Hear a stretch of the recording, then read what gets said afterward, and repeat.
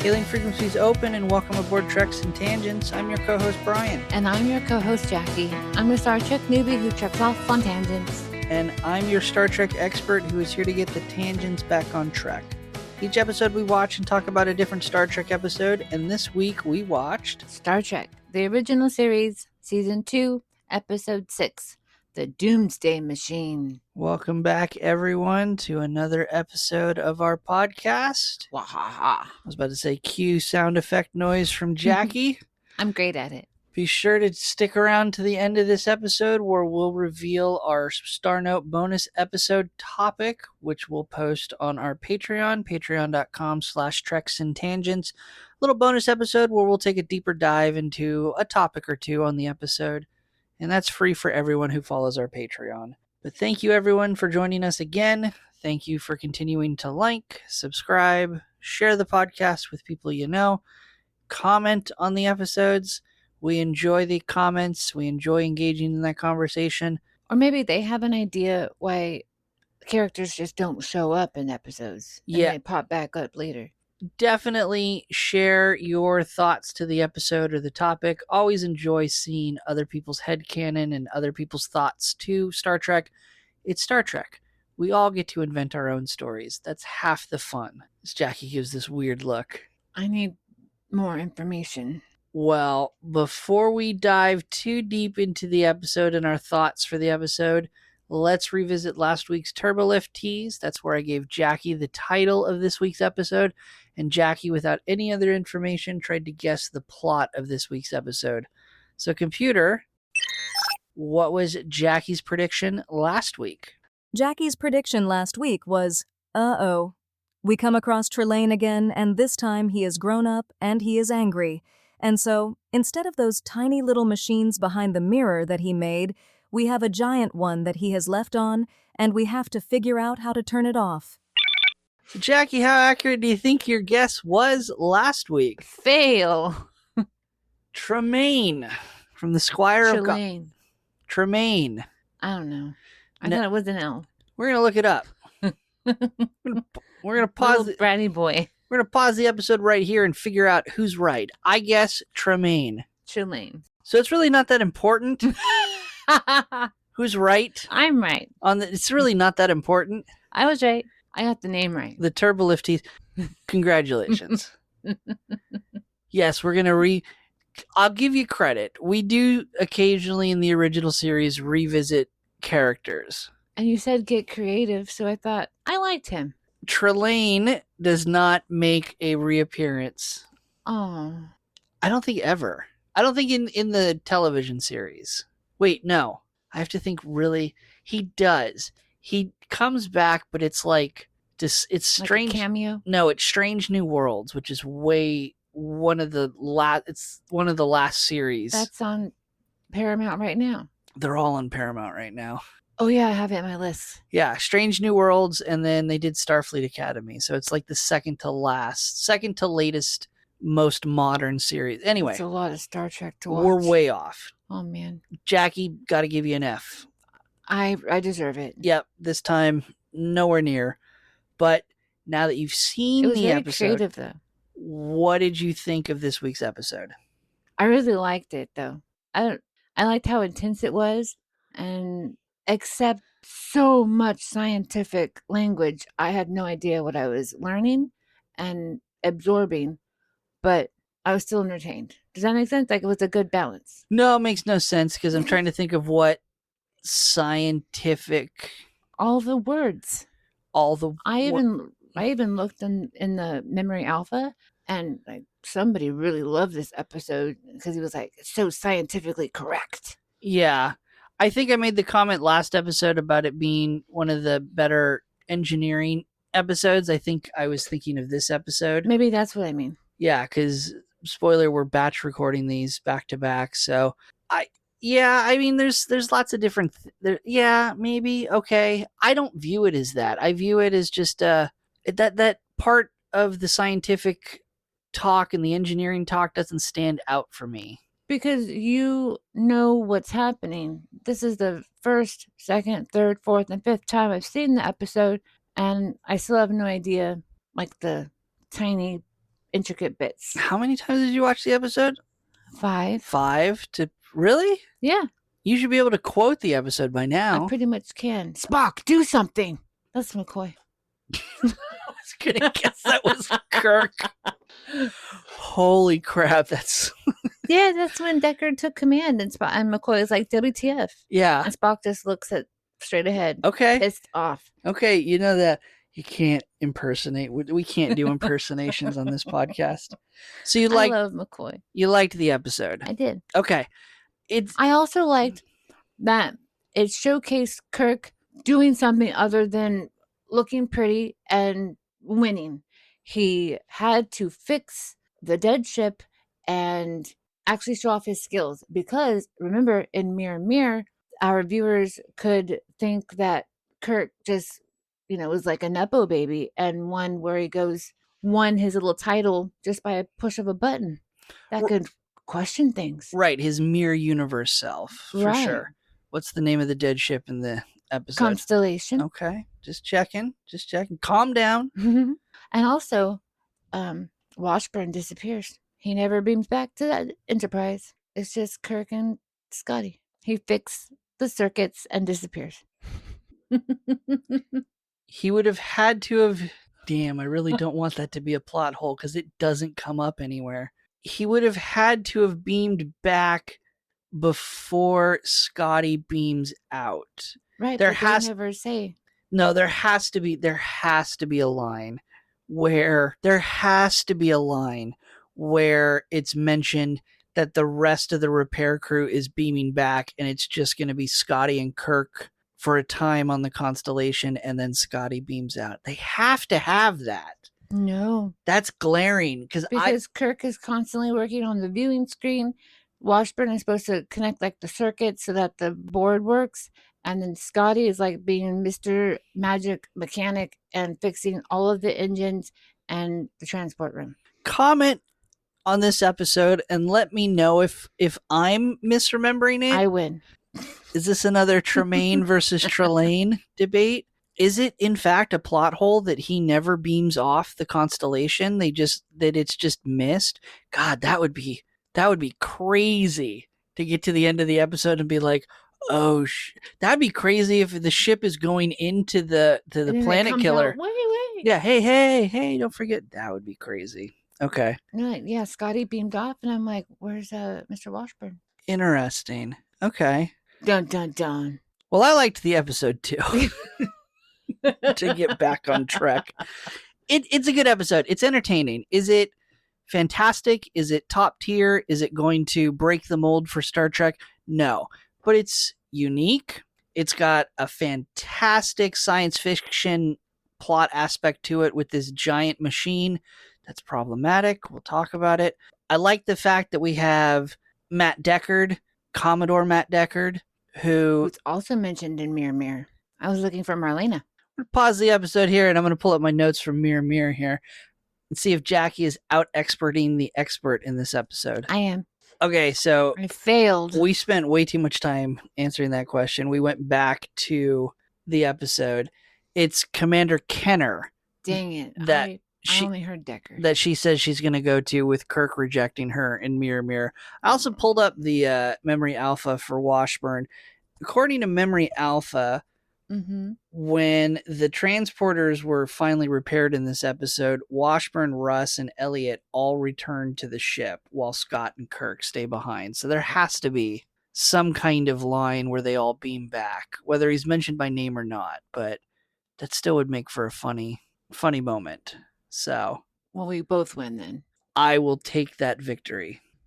Darn it. So we're both entertained by the episode. But before we go too far off on a tangent and go too far off course, let's talk about the episode specifically. Jaci, why don't you walk us through it? We're starting on the bridge, and Enterprise is racing towards a distress call that they've received. And Kirk is asking for more information about this call from Lieutenant Palmer, who is in Uhura's seat. Where is Uhura?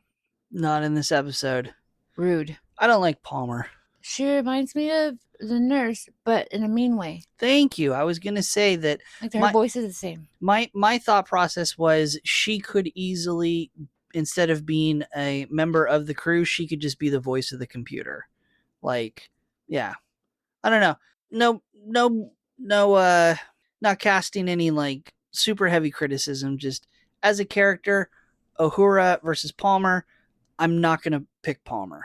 No, Uhura is so gentle and loving and cares. And Palmer was like, dun, dun, dun. Super cold. Yeah. And she's like, oh, I can't understand what they're saying, but I heard like Constellation. So Kirk knows that there's a ship called the Constellation. Because it is one of the very few ships that is the same designation and the same class as the Enterprise. Oh, okay. That makes more sense. There's not a billion ships out there in that same category. I think depending on what episode you watch or whatever, there's like 12 to 14. Interesting. And so she is unable to pinpoint the location because there's a lot of subspace interference. But while they're chatting, Sulu announces that the Enterprise is entering the system L370. And then Spock says the entire solar system has been destroyed. All the planets have been destroyed. The star is still there. Correct. But there were 7 planets there last year. Right. And then they just keep going through into a new solar system, L374, and it too has been destroyed. We find out later that there are 2 planets. There's still 2 planets alive, quote. Correct. And this is where the Constellation is, and it is commanded by Commodore Decker. Yes. Quick snapshot, 2 sentences or less. Overall, did you like Decker as a character? Yes. Okay, I liked him too. I think it was important to touch on mental health, and I think it was fabulous how they did it. Yeah, it's definitely a good side plot to the episode, and I think it takes up the exact amount of time and weight to the episode plot without overbearing, without being too cheesy, and nothing really kind of takes away from that overall image of, yeah, hey guys, these guys are under a lot of stress. They kind of need to address this mental health thing. They do it earlier in the series where they refer to it as space madness, which is its own version of PTSD. It doesn't come up very often, but the idea of you're stuck in a tiny little spaceship on the edge of the galaxy facing unknown horrors, yeah, it's going to be stressful and people snap. Yeah. Shell shock in space. Unfortunately, that doesn't carry forward very much. Mental health is going to be kind of, and PTSD and things will come up in Star Trek from time to time. But yeah, it's a good episode and a good way to address it, I think. And the actor was phenomenal from start to finish. It's in my notes when we get to him, but yes, I really enjoyed how not only the character, but how the actor portrayed him. Even by standing, the different way he had his posture, I was like, winner. Yeah, I'll beam in here a triple tidbit from the end of the episode. The actor who plays Matt Deckard thought the episode was silly and over the top. Not in a bad way. That was just his take to it. Well, he did have crazy facial features. So then he chose to play the character over the top. Love it. And that's how we get his performance. And I think it works perfectly. And it makes sense, especially with what you just said about being in space, not what we normally deal with. Right. All right. So back to where we are. And so, as we said, there are 2 planets that are safe and sound, but he can't tell for sure that it's the Constellation, but it's the size of the ship and it's just drifting. So it's just like dead in the water. And the ship's disaster beacon is going, and it sounds like a bird whistle. I just heard a whistle. Okay. And so this is when Kirk realizes that the Constellation has been attacked, and now the Enterprise needs to get ready to be attacked and get to your battle stations. Red alert. I was like, okay, I don't know where the danger is, but go, bro. I don't know where the danger is either. I think this is the episode. Again, I've watched so many episodes. It's like he wanted to be prepared back to back. This is the episode I'm thinking of. Later on, from the point that they call for red alert and they call for battle stations, I'm pretty sure that's the moment where we get the 2 security officers that kind of station up and post themselves on either side of the entrance to the turbo lift. No reason for it. They're there they serve a purpose to the plot. But from a logistics point of view, there's no point in having security officers looming on the bridge. There's other problems to address. Yeah. And so we have our beautiful intro music, and we come back and we see all the damage on the Constellation. She's just floating about. She's screwed. And no communication. Spock's sensors life support is active, but he cannot tell if anybody's alive. There's no bridge. The bridge is gone. And no radiation. So we can go check it out. Yes. So Kirk then lessens like the red alert to yellow. So be near your battle stations just in case. And he takes a disaster team over to the Constellation. And Scotty is the leader of his little engineer team, as well as taking McCoy, because, you know, someone might be hurt and needs a doctor. Sure. And Spock is left in command on Enterprise. Right. Note. So Scotty on the Constellation begins to check all the engines. He's assigning his team to check structural and damage checks, but Kirk cannot find any crew members. No, they can't find any crew members. I also like this part when they beam on and they're kind of wandering through. It was kind of neat. Like a ghost town. But it was neat to see them explore this damaged ship, but it's the same class as the Enterprise, so it's all these sets that we find familiar, but dressed up and battle scarred and battle damaged. I thought that was just kind of neat. I kind of wish that the bridge was intact. It would be kind of cool to see them go on the bridge of the Constellation and have it be all disheveled and broken up and everything. That would have been fun. So it's later on, but isn't the viewing screen on the bridge? The view screen is any screen that can display an exterior or interior image. Oh. A view screen is literally just a television screen. So, yes, there is a giant view screen on the bridge, but there are you can have view screens elsewhere. Okay, that makes more sense for me. Okay.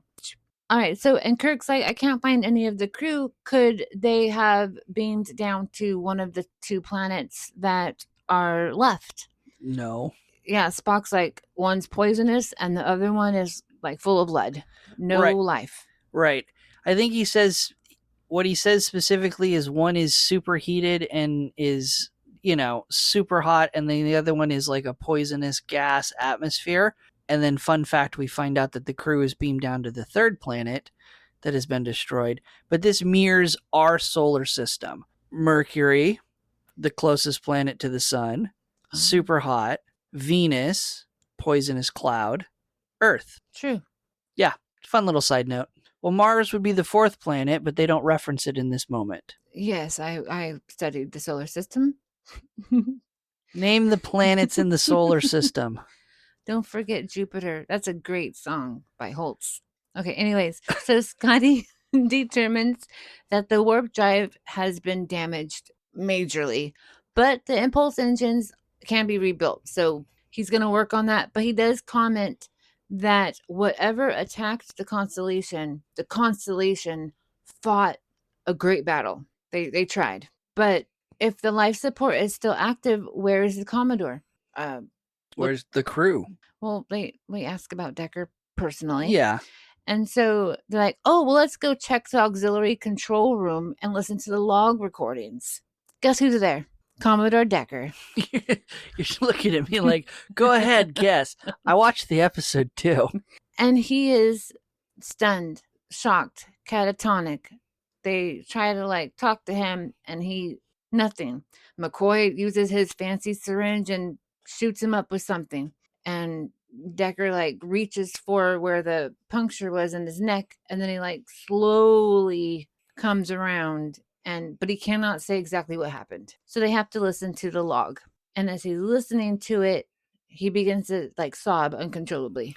Yeah, he is definitely aware of his surroundings to a point where he hears his own log, and he has to. again, fantastic acting. He's reliving those moments that the log is depicting and what the events in the log are leading up to. And the log says that subspace interference limited their ability to report all of the destroyed solar systems that they found to Starfleet Command. Right, which is going to be an ongoing problem. The Enterprise, likewise, is not going to be able to radio and alert Starfleet later. They encountered this thing as it started to basically tear through the fourth planet. Like, it just destroyed it. That's where Mars went. And so Decker wanted to save his crew, and he beamed them to the third planet for safety, and he would stay on the ship, like the captain doesn't leave the ship, like the boat, and fight to the death of this thing. Yeah. Okay, let's go. Let's go on a tangent here. Let's just get this out of the way. But he sent them to the third planet, and the thing ate the third planet. Let's call it what it is. It's obvious that this thing is munching planets, starting from the furthest from the sun out, which is interesting in itself because the planets don't line up exactly like that. But let's ignore that for the moment. It's obvious this thing is crunching down on the fourth planet. It will eventually crunch down on the third planet from the sun. I think he thought he could be able to fight it off. I mean, he's a Commodore. So he's super egotistical. He is. You could see it throughout the episode. But he beamed them down to save them, so they've already tried to stop this thing. Yes. The ship has already been heavily damaged. So it's not that the ship was in perfect health and he was like, you guys go wait here. That wouldn't make any sense. So the ship is heavily damaged. He goes, you can stay on this ship and die, or I can put you down on this planet and I can try to save it. Maybe he thought he could divert it. Maybe. Like a tag, like, hey, come over here. But my question is, this is not the captain of the Titanic with a majority of civilian passengers. This is a Starfleet ship. That should know how to battle. This is one of the top ships in Starfleet, and they're all Starfleet officers. Why wouldn't they stay on the ship and all work towards stopping it, or all go down with the ship? Can you imagine, or can you picture the situation in reverse if it were the Enterprise? Can you imagine Kirk telling his entire crew, just beam down to the planet and I'll try to stop it by myself? They'd refuse. Can you imagine the crew going along with that? Or would you, maybe some of the non-essential personnel, but people like Spock, Scotty, McCoy, they'd give up their life to help save the Enterprise. I think we've seen that time and time again. So it's a weird moment to me in the episode that you get the entire crew to beam down to the ship. The Commodore thinks he can operate this entire ship by himself and effectively stop this planet killer machine. Weird. And he's in agony because he heard them calling for him because the thing was attacking the planet. Right.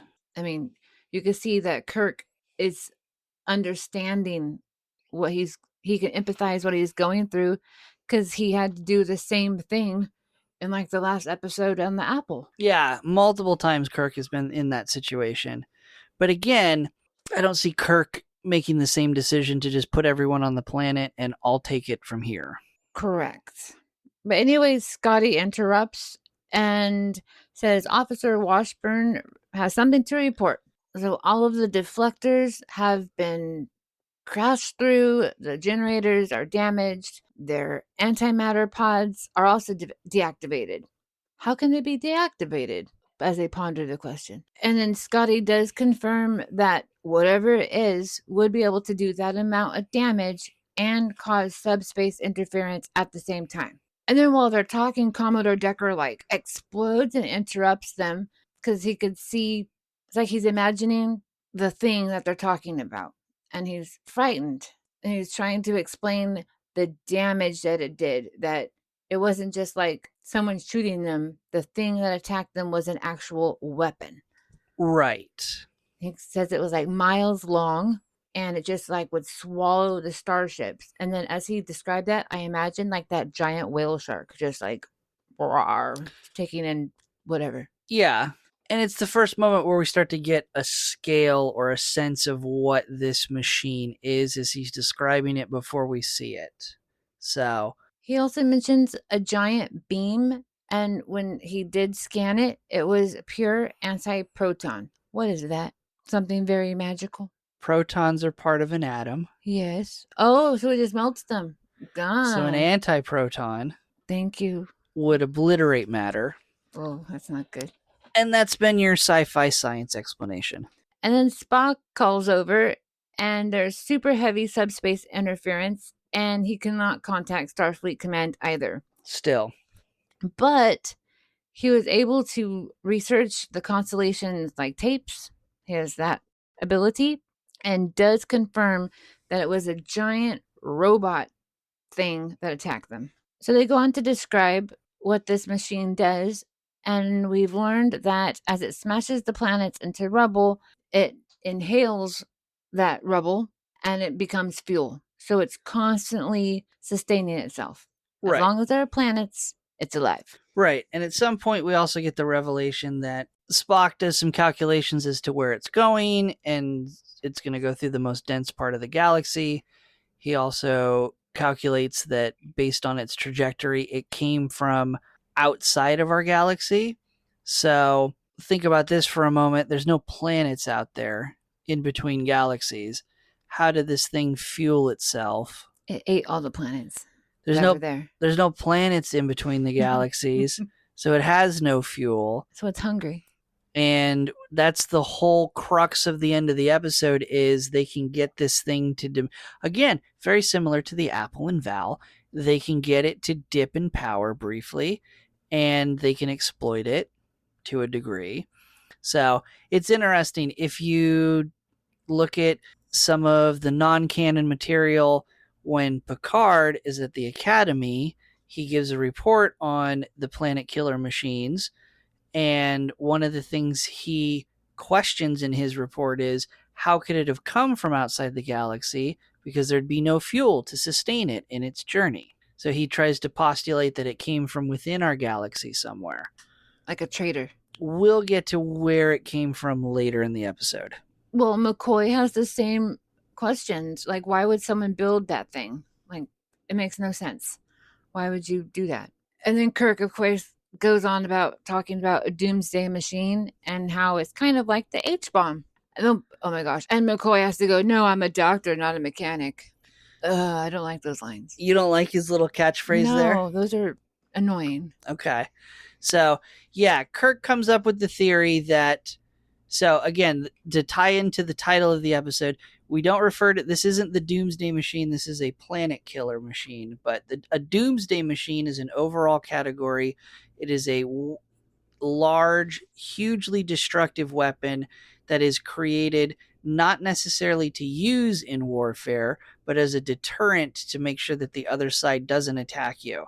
It is the metaphorical, this is why we have so many nuclear weapons to destroy the world over 100 times or whatever. It is so that the other side doesn't attack you because it knows that you have this weapon to unleash that will destroy them. Interesting that Kirk comes up with that theory with no other information. Interesting that is, in fact, we learn if you dig deeper into Star Trek sources and non-canon, that is not the purpose of this weapon. This weapon is, specifically this planet killer weapon that they encounter, is a prototype. It is a smaller version of the final version, and it is created not necessarily as something to keep in your back pocket to deter the other side in warfare. It was specifically created by a race of aliens to use as a weapon to attack the Borg. That's as bad as that square with the button to disappear people. Yes. Whoa. And it's also theorized that this thing was not accidentally launched or malfunctioned. It was intentionally launched, and it was directed toward Borg space to destroy the Borg or to attack the Borg. And if Kirk had just left it alone and ignored it and let it chew its way through the galaxy, kill the Rigel colonies, it would eventually reach Borg space. Oh, goodness. And maybe destroy the Borg before we encounter them in TNG. Side tangent. dig up those stories. Those are interesting stories to get Good into. thing I don't know much about the Borg at this time. The Borg. Oh, I can't wait to get to TNG and we talk about the Borg. But now Decker is fully with us because he's like, it's going to kill the colonies. What are we going to do about it? But McCoy's like, dude, calm down. We need to get you back to the Enterprise so that we can make sure you are okay. Kirk has to literally tell him that the Constellation is dead. He will stay on the Constellation and get it ready so that it could be towed by the Enterprise to safety away. Yeah, that's even kind of a concession made by Kirk to get him to finally leave, because I think Kirk's original plan was, it's dead in the water, we're just Yeah. gonna leave it, and then he was finally like, fine, we'll tow it. Because Decker is embarrassed that he lost his command. He doesn't want to really say it. Yeah, it's a deep dive into his mental state. He's embarrassed, he's guilty that his crew is dead, he feels that he's responsible for the death of his crew and so forth. A lot of emotion. Yeah, he's unstable, which Yes. is wild that he gets to take over the Enterprise, but we'll get to it. So Decker and McCoy go back to Enterprise. And Spock has announced red alert. So immediately as McCoy and Decker energize. Once they get onto the Enterprise, they run to the bridge. So the plan was to check on Decker, but they have to go back to the bridge because of the red alert and help Spock.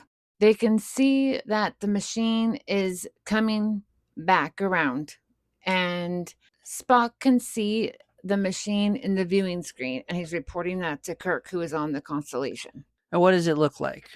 It's gigantic, and it's blue with like white spots. I'm assuming those are stars. But like I said, it's like a giant whale shark when I saw it. It is like a giant whale shark. It is like a straight cornucopia. Yeah. And Spock calls it the planet killer.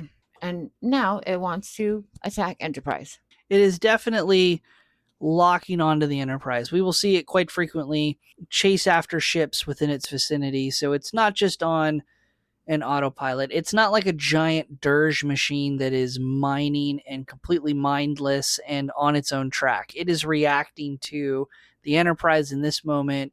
It reacted to the Constellation earlier when the Constellation attacked it and was damaged. We'll see it do that quite frequently. And so even though the Enterprise can maneuver faster, that machine is persistent. So Kirk's like, well, if it's a robot, can't we deactivate it? It's like, if only it would be that easy. So the first plan is that Kirk, Scotty, and Washburn are going to go back to the Enterprise while they're towing the Constellation. And this is when the robot attacks, and our dear Mr. Kyle, who plays a lot of roles in the Enterprise world, is at the transporter post, and the transporter room, there's damage on the platform. And so Kirk, Washburn, and Scotty are stranded on the Constellation. Yes, for the time being. So Kirk's like, Scotty, get to work on the engines. Washburn, you're coming with me. We have to fix this viewing screen. That's why I asked about it. And they want to see what's happening outside because they're no longer attached to the Enterprise. So they're just drifting away. Back on the Enterprise, McCoy reports that no casualties, but how are we doing? Because this machine is after us. And while the Enterprise can outrun the machine, it's still being chased. And we can see as Spock is explaining the status of everything, Decker comes alive. You can see it as they're talking in the background. He goes from wilted little flower, and he's starting to get his mind right. Fake it till you make it. Yeah, I wouldn't call it he's getting his mind right. He thinks he is. Yes. He's certainly coming out of his catatonic state, and he's definitely putting thoughts together.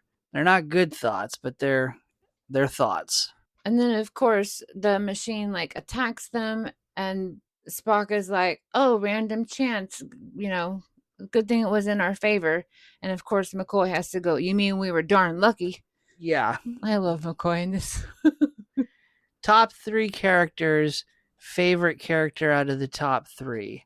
Kirk, Spock, McCoy. I have to throw Scotty in there. No. Of the 3, I'll get there. Oh, of the 3. Of the 3. Kirk, Spock, McCoy, who's your favorite? McCoy. Who's your least favorite? Kirk. Get rid of Kirk. Spock, McCoy, Scotty. Who's your favorite? Spock. You like Because, okay, well, are we doing it as a captain or as a person? as a person, as a character? McCoy. You like McCoy still over everyone?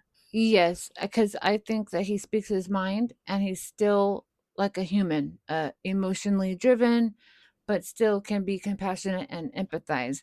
Scotty is a great person also, but he also follows the rules and doesn't question things. Okay, top 3 characters. Who's your favorite? McCoy, Scotty, or the original doctor from the cage who shows up to Captain Pike's quarters with martinis? McCoy. Still McCoy. Yes. Okay. I don't know, I just like him. He's just a doctor, not whatever. He's a hound dog. All right. So while they're like, yay, we're lucky, Sulu notices that the machine has veered away from the Enterprise and is going back to where it was going originally, the other solar system, the Rigel colonies. Yeah. Interesting enough, because that would mean it's going to ignore the last 2 planets in this solar system. But Spock had like a theory that the machine doesn't go after, he uses ships as the example of a certain circumference. Like they have to be bigger. And within its path? Yes. So that would mean by circumstance, the last solar system that it passed through before this one, where all 7 planets were destroyed, then circumstance says all 7 of those planets happened to be in its path, so it didn't skip any of them. But in this solar system, 2 are not in its path? Well, the constellation drew it out of its course. Okay. Dun, dun, dun. But Spock is concerned about Kirk being on the constellation by himself, and Scotty too. So Spock as command says he will follow the machine discreetly, but they're going to circle back and go pick up the guys off of the constellation.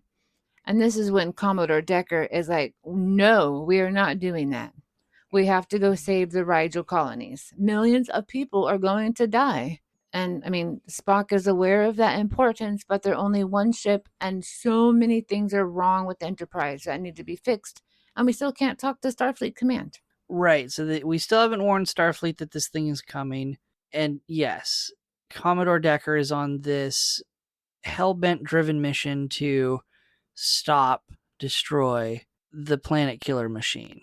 Almost like revenge. Right. And in the end, this scene ends with him pulling out some rule book, some policy for Starfleet that says, I'm the highest ranking officer. I have the ability to take control of the starship. Spock pushes back against Decker, saying that the logical primary duty is that they are to survive and warn Starfleet Command of this thing.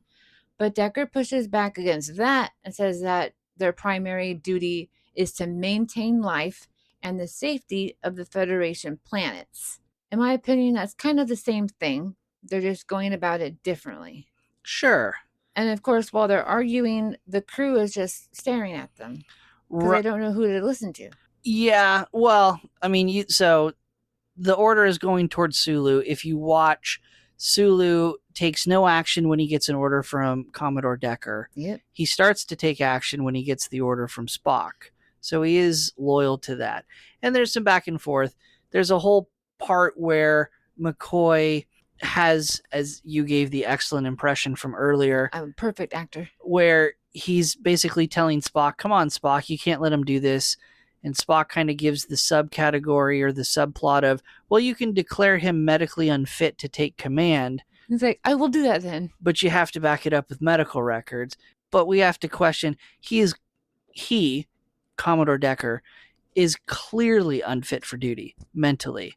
But they still let him do it. I mean, he's literally sitting in the chair, fidgeting and chewing on data cards. I know this sounds like, calm down, dude. You would think at any point that they could medically relieve him the way it should go. And Yes. I think it happens in other episodes of Star Trek where someone declares someone medically unfit, is if enough senior officers declare the captain, the commander, unfit for duty, in this case, Commodore Decker has to subject himself to a medical examination to either prove or disprove them. And So really, I would think that they would have the ability to look at him and say, dude, you're messed up. You need to not be in command. You need to go talk to McCoy. You need to go get medically cleared to take command. And if you pass his medical examination, we'll revisit it. So I think Spock really should have held his ground a little bit more. Instead, he just like glared at him. He just kind of stepped to the side and was like, all right, I give up. But also, I would imagine it's kind of like overwhelming when someone's like freaking out and saying, I'm the boss. I'll tell you what to do. He's Vulcan. He does not get overwhelmed. He does remind him that he is a Vulcan. So Decker's in command now, and then Spock has to remind him that he already tried everything that the Commodore wants to do. Like, we gotta move on. You already have destroyed a ship and killed your crew. Like, that was like, that's when Decker should have said, oh, maybe I am not fit for duty. Maybe I should go get examined by McCoy and Nurse Chapel. Yeah, because I mean, one ship and you're just going to kill us. Not fun. But anyways, he also explains that our phasers cannot penetrate this machine because the hull is made of neutronium. They'll just bounce off. And then Decker just loves slapping this captain's chair because he's like, I am the boss. Go away. Right. Don't make me dismiss you of duty also. And so even with that information from Spock, because I'm sure that's what he tried to do with Constellation as well. Exactly. Well, he said, I was too far away. This time I'll be closer. Yeah. So he does the exact same thing. He orders the Enterprise to make strafing runs against the planet killer machine, firing the phasers. Interesting to note, at no point does anyone think to fire torpedoes at this thing. I forgot they had those. Really? Yes. So did the writers. So We're busy acting like McCoy. So there's no torpedoes fired. They go after it, the planet killer machine, with the phasers. And while they're making these trench runs on the machine, firing the phasers, Kirk gets the view screen reactivated. Oh, man. And gets to kind of look around and sees the Enterprise attacking the machine. He's like, what the hell's going on? Because he has no idea that Decker has taken over. Because there's no communications at this point. The communication array on the Enterprise is still damaged. And I do like that, because so Washburn at this time has disappeared, and Scotty is reporting how all the work that he's doing, and how are you doing, Kirk? And then Kirk tells Scotty, you work on your miracles, I'll work on my own. As they're like, with their electrical things. Right. But then we see the machine fight back against the Enterprise and super scary. Fires this giant anti-proton beam at the Enterprise, hits it several times, drains its shields, causes hull damage. Again, history is repeating itself. The Enterprise is becoming severely damaged in its futile attempt to stop the planet killer machine. And Spock keeps telling him all this damage is happening. And Decker's like, I'm still in command. Leave me alone. Get closer to the machine, please, helmsman. His name is Sulu. Kirk and Scotty are able to use the impulse engine and distract the machine from the Enterprise, which allows the Enterprise to break loose from being attacked. And then it allows both ships to be in like a safety zone. Spock takes this time to confront Commodore. Your path is taking us on a very destructive path, and it seems to be suicidal. And if you are suicidal, then I can deem you mentally unfit and remove you from your post. And as they're slowly making repairs to the Enterprise from this ill-fated attack, they get the communication back between the Enterprise and the Constellation.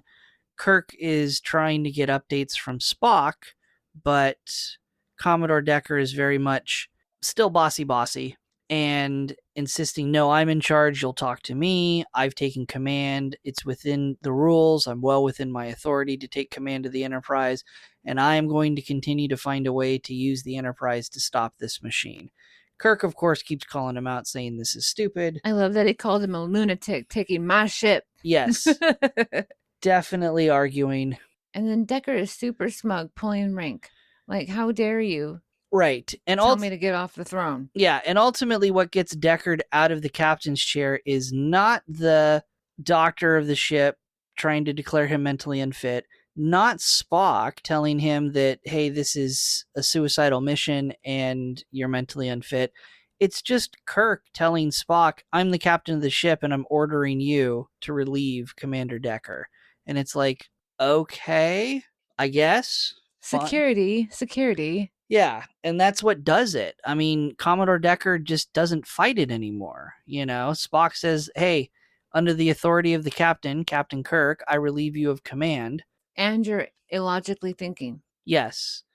And so Decker submits and says, fine, gets out of the chair. Spock sends him down to sickbay, escorted by a security officer. He tries. Doesn't get there. And we get that coordinated fight scene. That was good.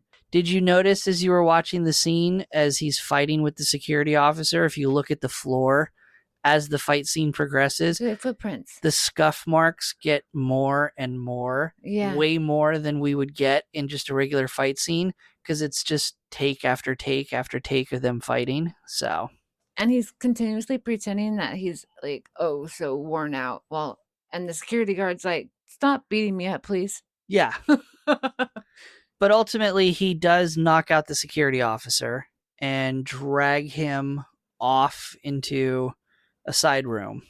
I don't know why these doors don't lock. And ultimately, all of this culminates as Kirk and Spock are piloting the two ships back together so that they can reunite and formulate a new plan.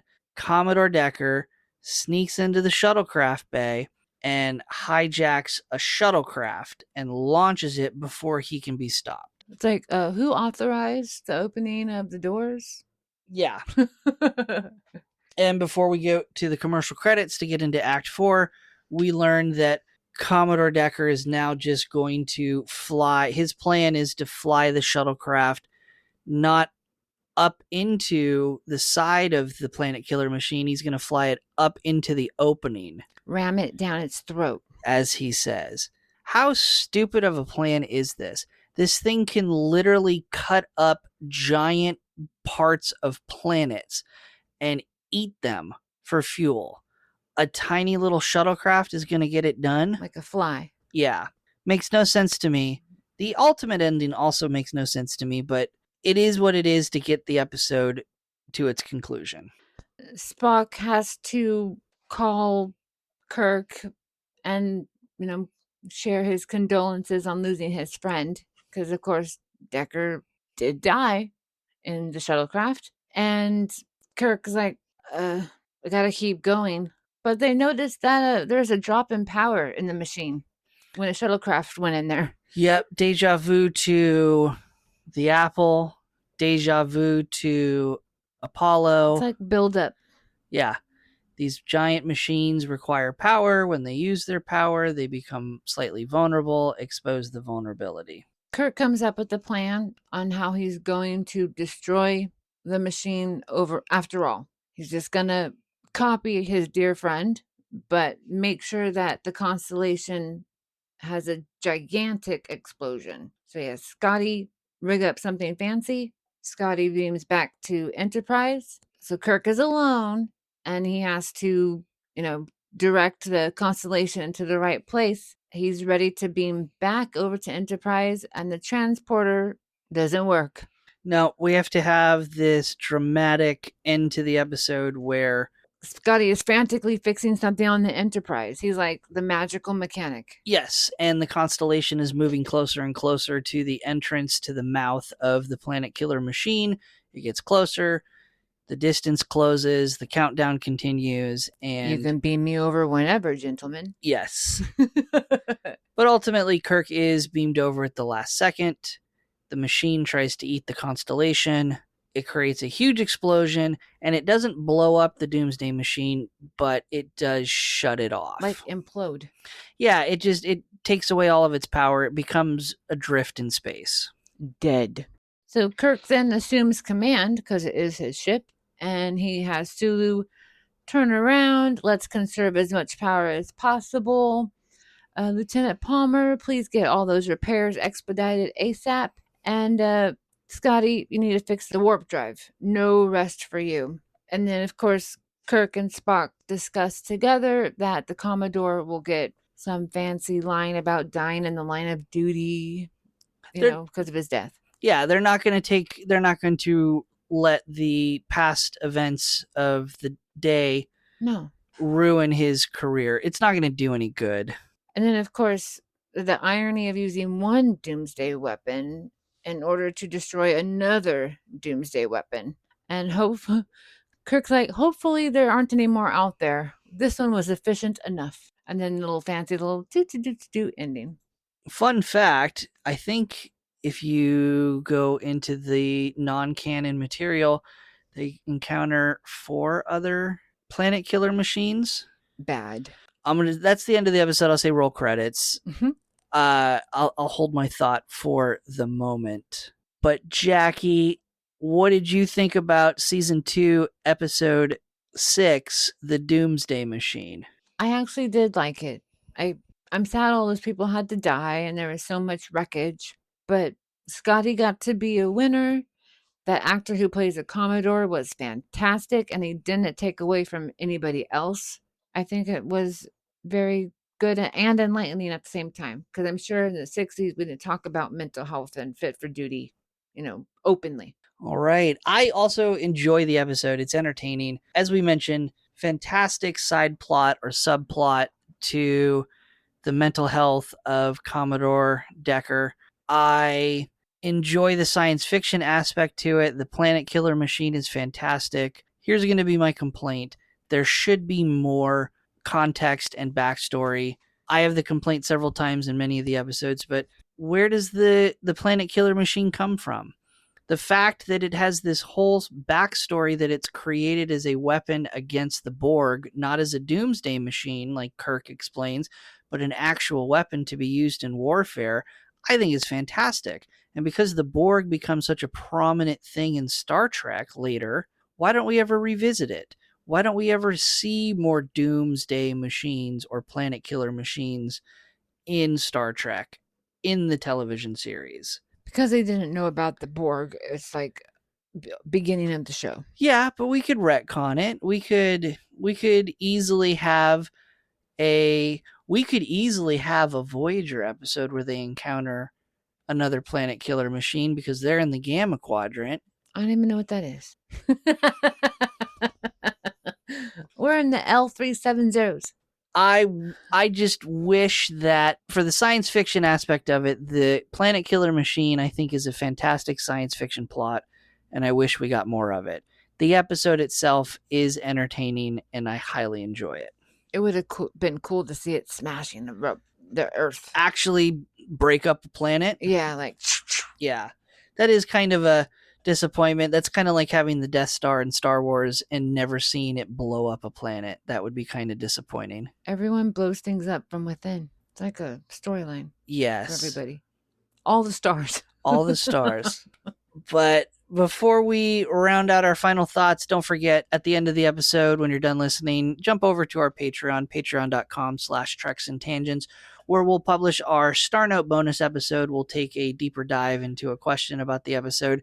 We'll talk about random things. We'll laugh. We'll make fun of the episode. We'll just have a good time. And this week's Star Note topic or question is going to be, was Commodore Decker a hero, a villain, or a victim? For real? That's the question? Join us over on Patreon. It is free. Our Star Note bonus episodes are free to all who follow our Patreon. Jaci, round out your thoughts and impressions with this episode by giving us your favorite quote and why. Okay, well, I have a favorite quote, and then I have a, why did you copy that? Okay. Why did Kirk say, I'm going to ram it down its throat, when he didn't hear the Commodore say that on the Enterprise? Like, they have the same mind. Okay. Yeah, that's kind of weird. They could have done without repeating it. Yeah, and it's kind of grotesque. Like, one is enough. It fits Commodore Decker's personality and character. Yes, but not Kirk. Kirk could have come up with a different line. Exactly, more elegant. All right, but I did enjoy this quote. Like I said earlier, it's Scott and Kirk when they're fixing the constellation, And Scotty goes, we can cross-connect the controls, but it'd make the ship almost impossible for one man to handle, as they're like, fixing it. And then that's when Kirk just says, you worry about your miracles, Scotty. I'll worry about mine. And I chose this because it definitely exhibits the determination, the imagination, the extensive knowledge that the crew has to have on a starship that we don't see like in normal episodes. And like Scotty really is this unsung hero that he can pretty much fix anything that they ask him to. And he just goes, connect, and all right, I'll see you in 10 minutes. And it's amazing. And in this episode, I think he would win on the popular contest. You are going to love Miles O'Brien in The Next Generation and DS9. He is also an engineer. Does Scotty leave me? Well, they get old. Oh, yeah, that's true. They get old. You do get to see Scotty in The Next Generation. Oh. But Miles O'Brien is another engineer that can pretty much fix anything and has a very similar personality to Scotty.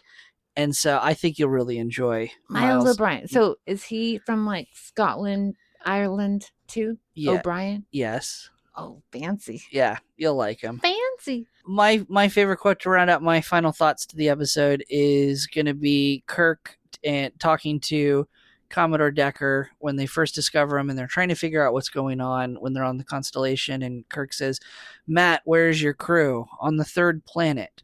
There is no third planet. Don't you think I know that? There was, but not anymore. The quote I wanted to cry. Yeah, the quote itself is whatever.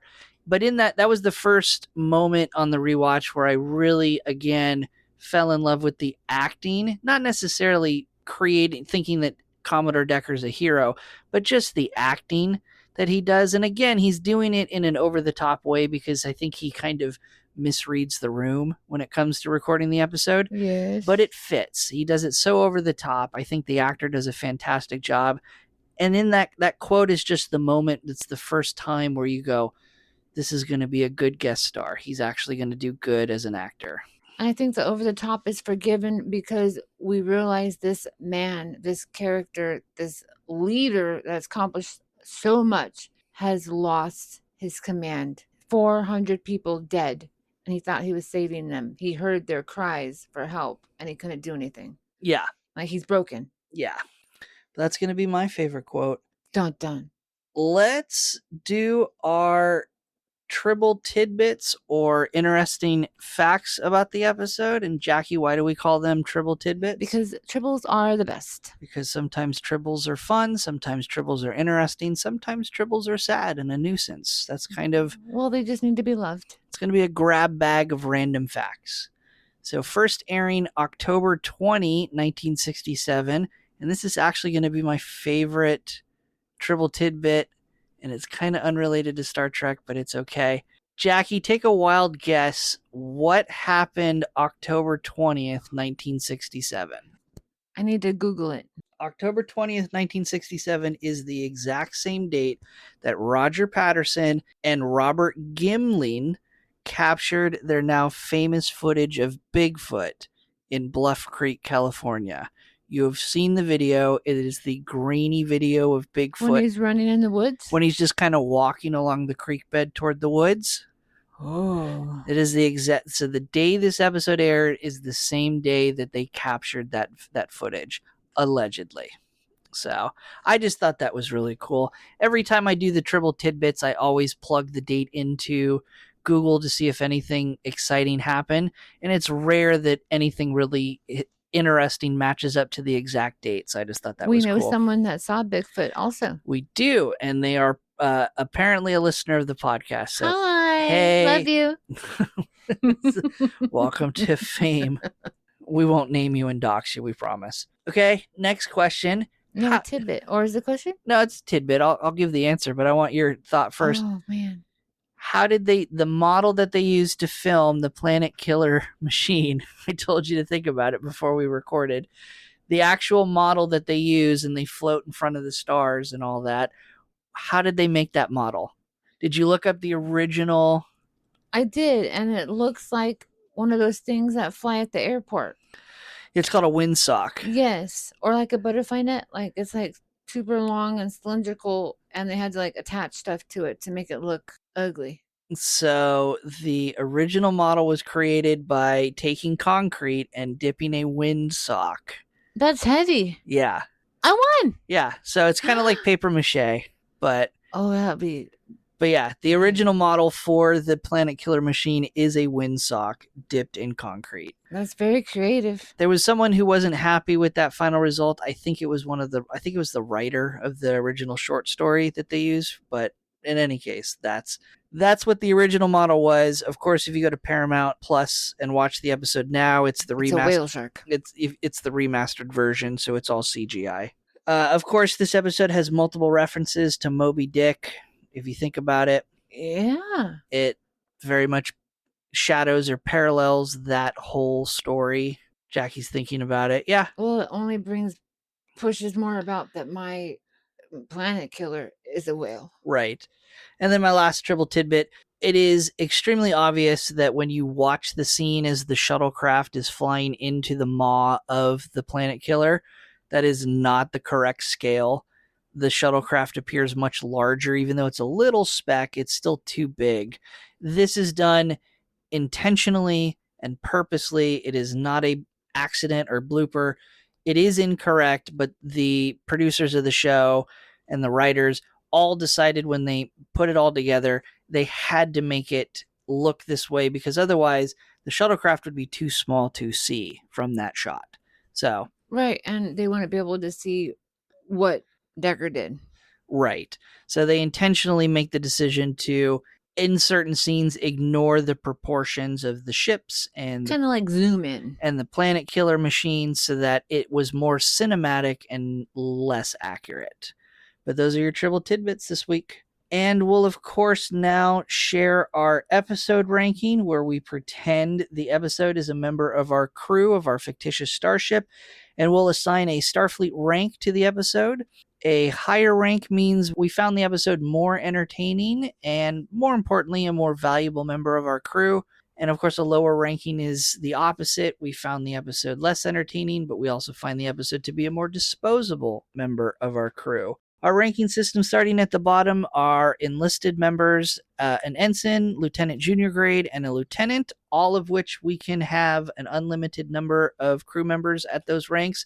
And then above average episodes would be lieutenant commander, we can have 7, commanders, we can have 5, captains, we can have 1, and admirals, a perfect episode, we can have 1. If none of that makes any sense, don't worry, we'll post a graphical representation of our rankings over at our Patreon, patreon.com/treks and tangents.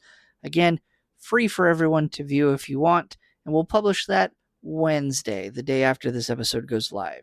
So, Jaci, for your starship this season, the USS Luminara. Sorry, Luminara. What rank would you assign this episode? I am giving it commander. Commander, your first commander for the season and your first out of 5 commanders for the season. Yes. Why are you giving it this rank? I just really enjoyed this episode, and I'm huge on, health, and so even though that they didn't blatantly talk about it, they touched on how important the mental health is and dealing with it. And this actor was fantastic, so he kind of helped boost it up a bit. All right. I'm going to come in a little bit under you. I'm going to assign this episode the rank of lieutenant commander. This is going to be my first lieutenant commander for the season, first out of 7 that I can have for this season. It's an entertaining episode. It is fantastic that they address mental health, and it's interesting to see that plot unfold. The Planet Killer machine is a fantastic sci-fi plot line, but at the end of the day, I'm going to say I'm entertained, but it's still an average episode. It is not a they needed to elaborate more on the sci-fi aspect. The fact that the actor who plays Commodore Decker cannot carry this episode any further, it needs more context to what the Planet Killer machine is, where it comes from, and what happens to it at the end of it. Because it's not blown up, it's just powered down and turned off. Kind of come back alive. What are they going to do with it? So I'm going to kind of keep the episode there at above average, but still going to be down there at Lieutenant Commander, the entry level to our officers for our ranking system, because it just comes up short. I can understand that. And again, if none of that made any sense, don't forget to check our Patreon on Wednesday, where we'll post that graphical representation. For reference, as of the recording of this episode over at IMDb, the Doomsday Machine ranks an 8.7 out of 10. It is one of the I win. is one of the top rated episodes for the season. And again, cool. In order for it to be a better episode for me, it needed more context for the sci-fi. Like substance. Yeah. Well, we'll be back next week to trek through another episode, but before we go, we'll give a turbolift tease or elevator pitch to next episode's plot. I'll give Jaci the title of the next episode, and Jaci, with no other information, will give a brief pitch to the plot. Jaci, next week's episode is entitled Cat's Paw. The Enterprise encounters a cult on one of their expeditions, and even though they were going to be helping, giving aid to someone else on that same planet, they learned about this cult, and now they're trying to help the cult members know that, they're being ordered around, and then finally we're able to get them to change their minds, and we get them to safety at the other part of the planet that they were just helping. And tune in next week to see how accurate Jaci's prediction is. If you want more show information, you can find and directly support our podcast on Patreon at patreon.com/treksandtangents. We've mentioned it a couple times throughout the episode. We have our Star Note bonus episode that we post every week alongside this podcast, free for everyone to listen to who follows the podcast. We'll take a deeper dive into the episode. We'll talk about the character Commodore Decker and whether he was a villain or a victim or a hero. But we also will post the graphical representation to the rankings, as I mentioned, on Wednesday. For our supporters on our Patreon, we dive into the animated series for Star Trek. You can start binge watching those, or binge listening to those, I should say. We also post our test episodes that we recorded to prepare for the podcast, to kind of work out some of the kinks and the bugs to the podcast. Where we were very green. Very green. Wet behind the ears. We're still wet behind the ears. We're getting better. But 11 notes. 11 pages of notes. But if you are over on our Patreon, whether you support us or are a crew member of our Patreon or not, what would you like to see on the Patreon? Comment on the episode. Send us an email, treksandtangents@gmail.com. What content would you like to see posted over on our Patreon? Let us know. Vote for Brian's Corner. Brian's Corner. Brian's Corner is a work in progress. I haven't fully decided what I want to do with that, but we'll figure it out. But besides our Patreon, you can follow us on x.com/treks_tangents. We're also on Instagram and Blue Sky at Treks and Tangents. Jaci, where can people find you, and what are you up to? I'm very slow lately. I'm still recuperating from my hip replacement and planning the next one. But you can find all that fun information on my Instagram at Jibboom, JIBBOOM. I still play my music. I still have my disability advocacy.